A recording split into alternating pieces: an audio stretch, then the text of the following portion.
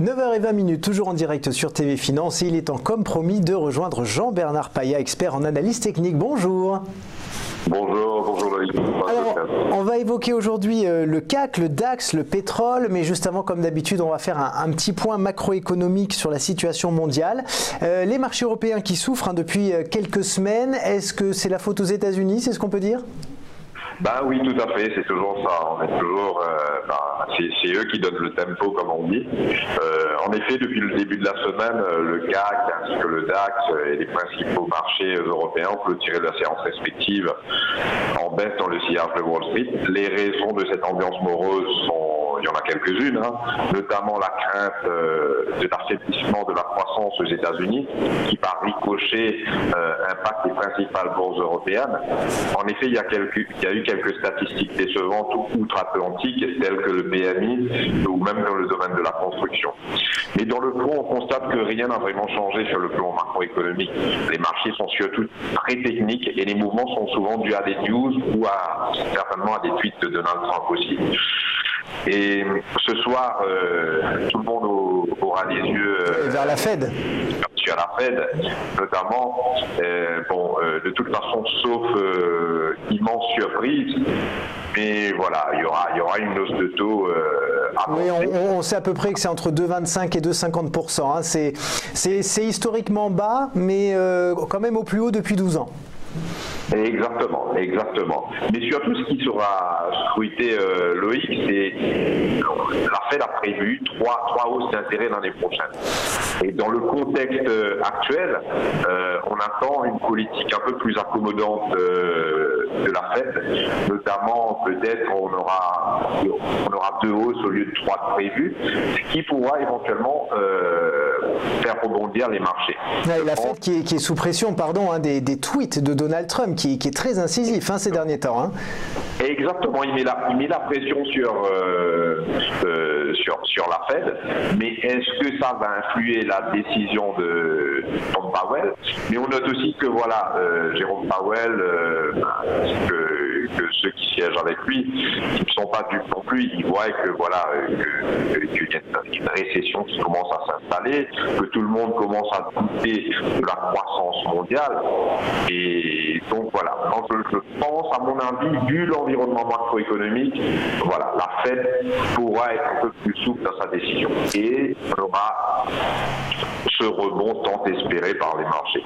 Mais qui demeure, j'insiste là-dessus, qui sera un rebond, mais qui ne changera pas, si vous voulez, la tendance baissière actuelle qui va sans doute demeurer. Ouais, et il y a aussi le Brexit dont on parle, avec peut-être un Brexit sans accord avec l'Union européenne. Tout à fait. On sait maintenant que le projet sera présenté au Parlement britannique le 14 janvier. Donc il y a eu un renvoi à ce niveau-là. Mais je doute fort qu'on aille vers un Brexit sans accord. Mais est-ce que cela impactera les marchés? Parce qu'on a vu maintenant, comme vous l'avez dit en début d'émission, que on suit Wall Street finalement. Mais est-ce qu'un Brexit sans accord impactera?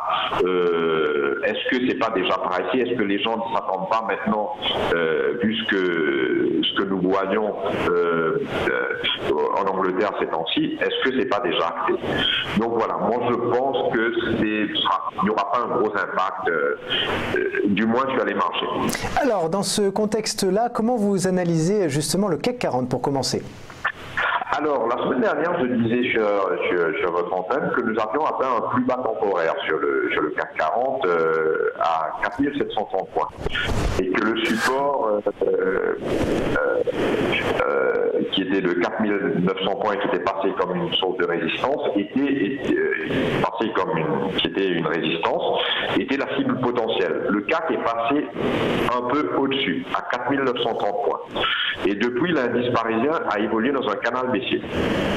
Nous commençons à constater maintenant une divergence ainsi qu'une possible cassure de ce canal à la hausse. Cela va de pair avec un possible rebond en vue de la Fed ainsi que la hausse sensible de Wall Street hier. En revanche, à l'heure où je vous parle, je ne vois pas un mouvement aussi emmener le CAC 40 à plus de 4930 points. Donc voilà, aujourd'hui je serai moins, il faut être très prudent car tout le monde attendra des nouvelles de la Fed pour prendre position et le sens prioritaire au niveau de l'intraday demeure vendeur, mais voilà, il est difficile dans un mouvement haussier de pouvoir vendre. Donc, ce qu'on va faire, c'est que voilà, moi je recommande la prudence et aujourd'hui, c'est possible d'attendre la fin de la réunion de la Fed pour rentrer sur les marchés.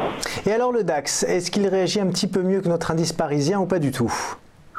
Écoutez, pareil, si vous voulez, nous avons atteint plus. Alors, moi je pensais que le DAX allait atteindre au moins 11 000 points. Bon, on a stagné un peu en dessous. On a atteint les 10 988 points.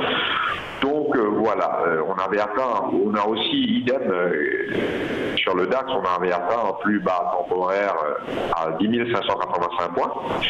Donc on a continué à privilégier un sens vendeur en intraday, comme sur le CAC. On va demeurer très prudent aujourd'hui, car même si le sens prioritaire demeure vendeur, donc voilà, il est difficile aujourd'hui de trouver un niveau, vu que tout le monde, on va attendre la réunion du CAC, la réunion de la Fed, il sera difficile de vendre à bon escient. Alors on va on va peut-être jeter un œil maintenant au pétrole. Qu'est-ce que vous analysez ? Alors, il y a quelques semaines, je parlais d'une baisse très marquée sur le pétrole, malgré les sanctions des États-Unis contre l'Iran. Ma cible temporaire est plus ou moins atteinte. On peut aller jusqu'aux alentours de 45 $, le baril. Je parle bien sûr du coût léger. Avec un rebond qui ne remettrait pas en cause la tendance baissière. Cependant, la baisse de production décidée par la Russie et l'Arabie Saoudite n'a pas encore eu d'impact sur cette baisse, car elle sera valide le mois prochain.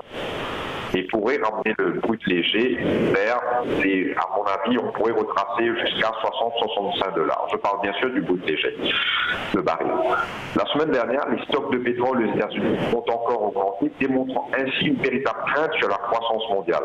Donc ce qu'on voit, que le pétrole continue à baisser. La semaine dernière, j'avais parlé de l'or aussi, et là, on voit que l'or aussi a commencé à rebondir. Donc ce qu'on voit, c'est que voilà, le pétrole qui baisse, l'or qui commence à rebondir. Donc tout ça démontre voilà, une crainte de la croissance mondiale. Donc il faudra faire très attention et être très vigilant sur les marchés.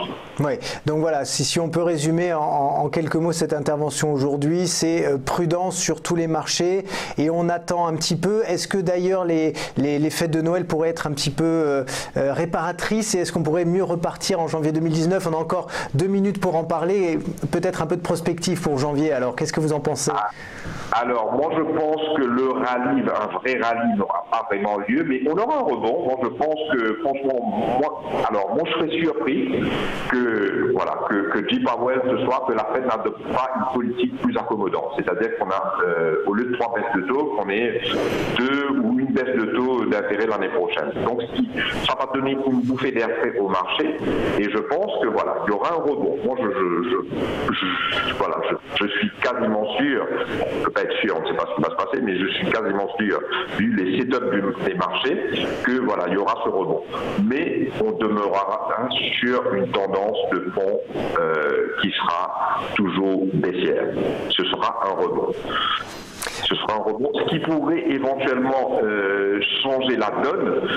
Voilà, il faut qu'on ait plus de visibilité sur cette guerre commerciale entre la Chine et les États-Unis. Pour moi, c'est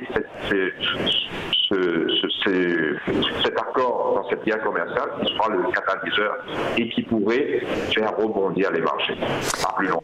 Eh bien, merci beaucoup Jean-Bernard Paya d'avoir été avec nous ce matin. Je rappelle que vous êtes expert en analyse technique.